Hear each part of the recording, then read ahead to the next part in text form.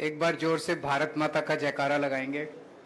भारत माता की इनकलाब, वंदे। हिमाचल प्रदेश के कोने कोने से आए सभी भाइयों बहनों, माताओं, बुजुर्गों, बच्चों, टीचर्स, पेरेंट्स, आप सब लोगों को मेरा नमस्कार, सबको मेरा प्रणाम।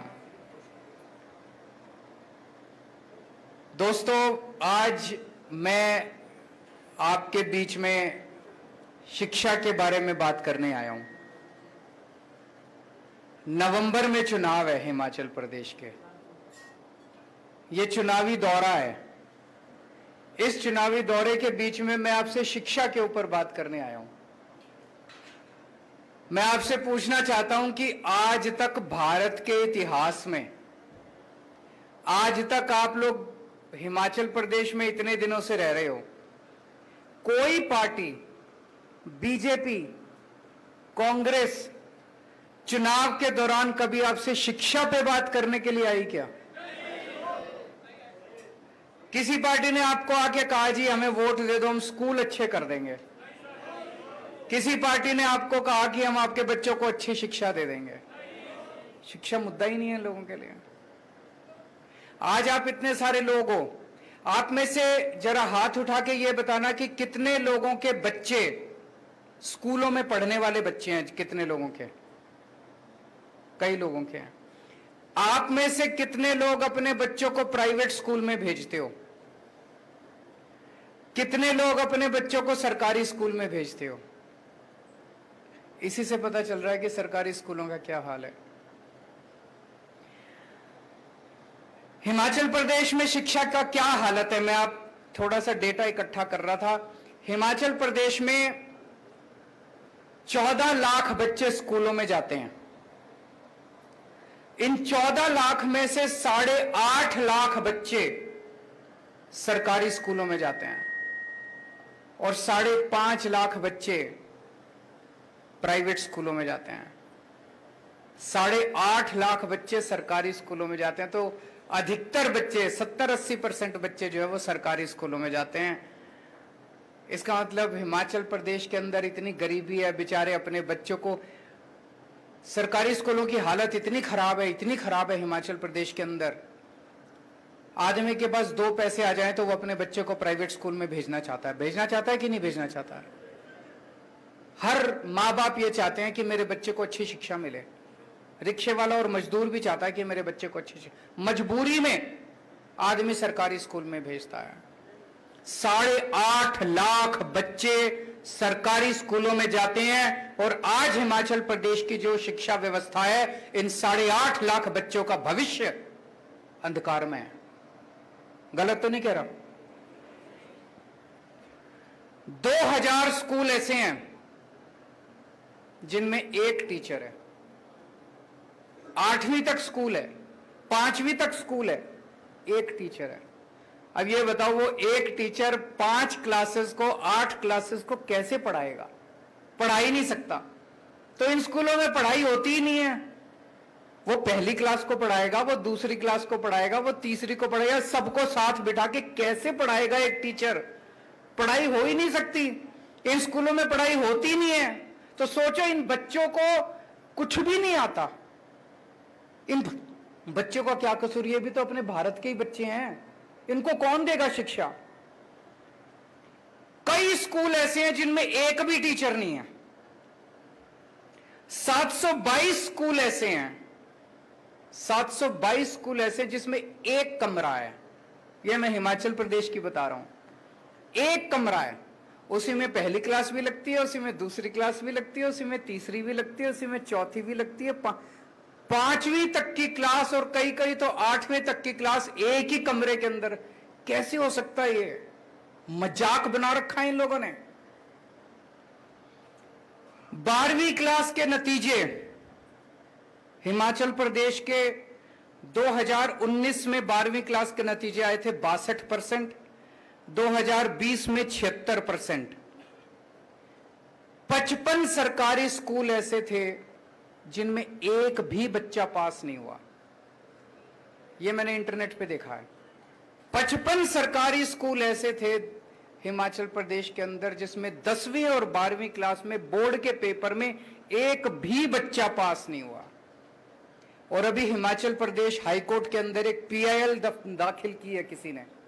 उस पीआईएल में उसने कहा है कि हिमाचल प्रदेश सरकार ने मंडी के अंदर एक सरकारी स्कूल को तोड़ के वहां पे मॉल बना रहे हैं। यह हिमाचल प्रदेश की शिक्षा व्यवस्था है। हिमाचल प्रदेश पे कांग्रेस ने 30 साल राज किया, भारतीय जनता पार्टी ने 20 साल राज किया। इन्होंने क्या किया? शिक्षा व्यवस्था को बर्बाद करने में इन्होंने कोई कसर नहीं छोड़ी। गलत तो नहीं कह रहा? अब आपकी मर्जी है, 5 साल और दे दो इनको, आपके बच्चों के 5 साल और खराब हो जाएंगे। अगर आज आपका बच्चा 8वीं क्लास में पढ़ रहा है और आज आपने गलती करके बीजेपी और कांग्रेस को वोट दे दिया, आपका बच्चा 12वीं क्लास पास कर जाएगा अगले चुनाव तक, फिर मौका नहीं बचेगा। मौका यही है, अगर आपने अपने बच्चों को बचाना है तो इसी बार बदलना पड़ेगा आपको, इसी बार बदलना पड़ेगा। 8वीं क्लास में अगर आपका बच्चा पढ़ रहा है, वो 12वीं पास कर जाएगा, उसका भविष्य तो गया। उसका भविष्य कौन ठीक करेगा और उसका जिम्मेदार कौन होगा? मां बाप, क्योंकि उन्हें वोट उनको दिया। अभी तक तो हमारे पास मौका नहीं था, जैसे हमारे सुरजीत जी ने कहा, एक बार बीजेपी थी, एक बार करते क्या मरते, कभी बीजेपी को दे दो, कभी कांग्रेस को दे दो। इस बार तो मौका है, इस बार तो अपने बच्चों को बचा लो, इस बार तो अपने बच्चों का भविष्य बचा लो। देखो जी, मेरे को पॉलिटिक्स करनी नहीं आती, मेरे को राजनीति करनी नहीं आती, मेरे को भी नहीं आती, भगवंत भाई को भी नहीं आती। हम लोगों को राजनीति करनी नहीं आती, काम करना आता है। देश के लिए समर्पित हैं, देश के लिए हमारी जान भी हाजिर है। सुबह से शाम तक केवल हम यही सोचते हैं। पिछले 7 साल में दिल्ली में मैं काम कर रहा हूं और पिछले 3 महीने में आपने मान साहब की झलकियां देख ली कि किस तरह से रोज एक बार ये सुबह बैठ जाते हैं, एक सुबह अनाउंसमेंट आ जाता है पंजाब के अंदर, एक शाम को आ जाता है। इतना काम हो रहा है, इतना काम हो रहा है।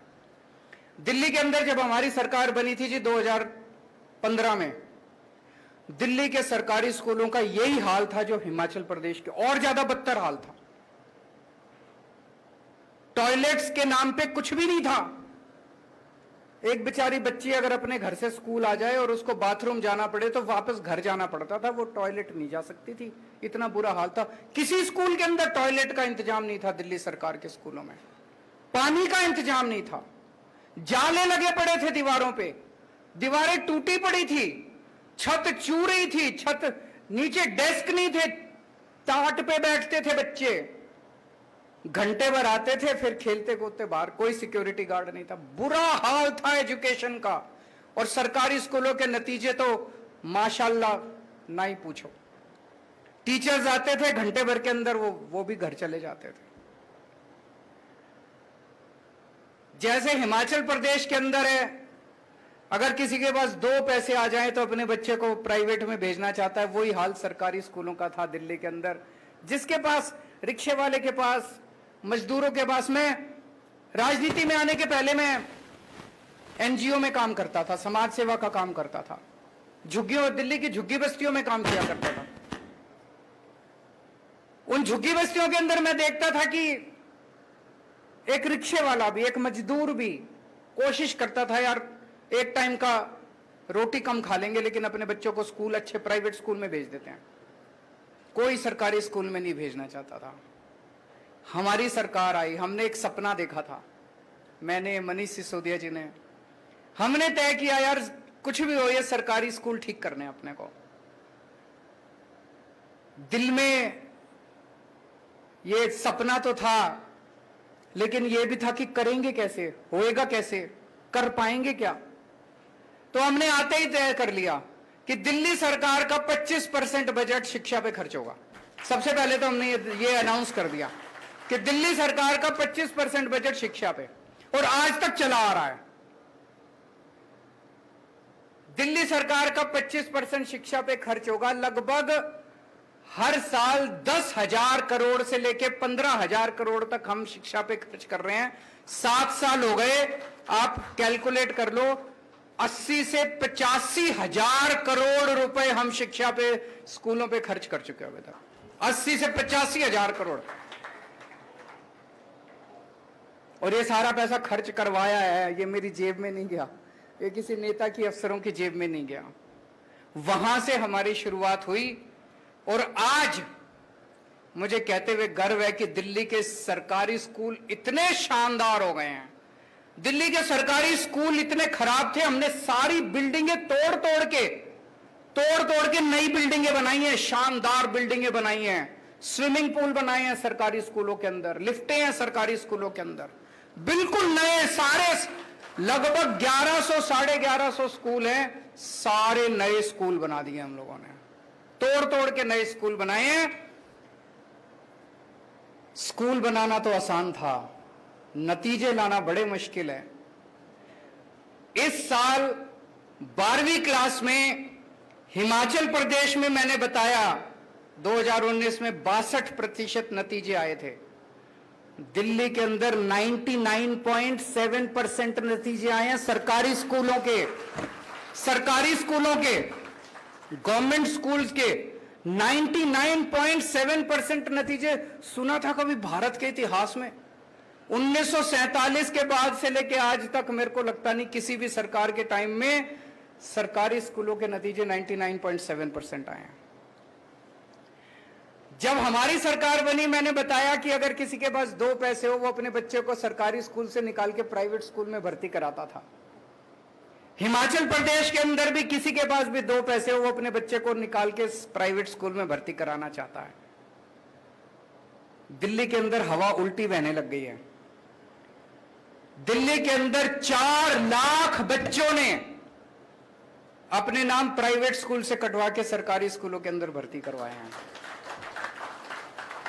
भाई साहब, ये चमत्कार से कम नहीं है।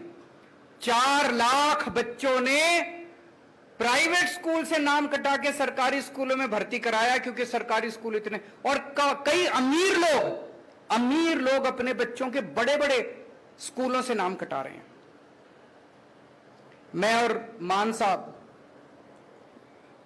मैंने मान साहब को कहा कि अपने अफसरों को भी लेके आओ, थोड़ा सा इनका भी ओरिएंटेशन होना चाहिए, इनको भी लगना चाहिए कि दिल्ली में हमने क्या काम किया है। तो पंजाब सरकार के चीफ सेक्रेटरी, एजुकेशन सेक्रेटरी, फलाना सेक्रेटरी, ढिमका सेक्रेटरी, ये सारे मान साहब अपनी सारी फौज लेके अफसरों को आए, अफसरों की, हमने इनको स्कूल घुमाए, दिल्ली सरकार के सरकारी स्कूल।